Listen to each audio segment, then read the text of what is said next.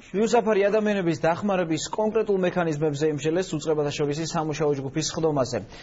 ინფრასტრუქტურის მინისტრი დავით ნარმანი ამბობს, რომ ამ კატეგორიის ადამიანების ნაწილს დროებით თავშესაფრებში მოათავსებენ. კონკრეტულად რა გეგმები აქვს პრემიერის ინიციატივით შექმნილ ჯგუფს, ამას ქეთი ლაცაბიძისგან შევიტყობთ ის პირდაპირ ეთერში ჩაგურთება.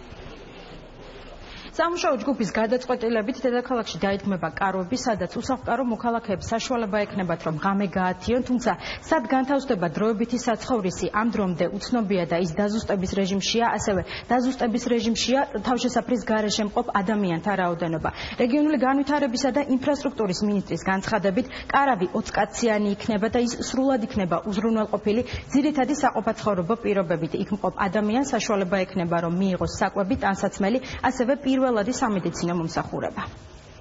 ასე თქვათ, განთავსების ადგილები იქნება კარვები, სადაც მოეწყობა შესაბამისი პირობები იმისათვის, რომ ადამიანები, რომლებიც უსახლკაროები არიან და ღამე ქუჩაში უწევთ გათევა, ტემპერატურის მკვეთრი ვარდნის პირობებში ამ ადამიანების განთავსება მოხდეს იქ ღამის განმავლობაში და გარდა ამისა, ძირითადი საყოფაცხოვრებო პირობები იქნება მოწესრიგებული, როგორც კი ჩვენ სკომა დავამთავრებთ, საორგანიზაციო საკითხებს უკვე ვიწყებთ, შესაბამისი უწყებების მიმართულებით გავანაწილეთ პასუხისმგებლობები და დავალებები. რუსთავში და ქუთაისში არის მცირე რაოდენობა და ჩვენ ველოდებით ზუსტ ინფორმაციას მათგან და ასევე საჭიროებებს, რაც მათ გააჩნიათ.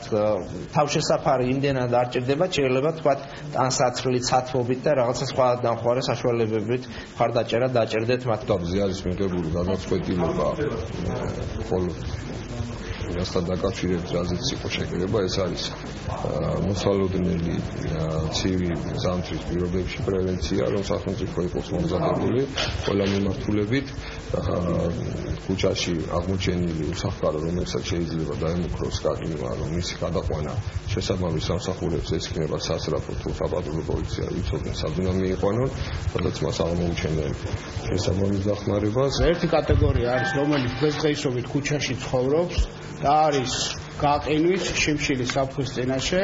მეორე კატეგორია არის ეგრეთ წოდებული უსახლკაროები, რომლებიც ან ათასავთან არიან, ან შეჭრილები არიან, ან სადმე იმყოფებიან.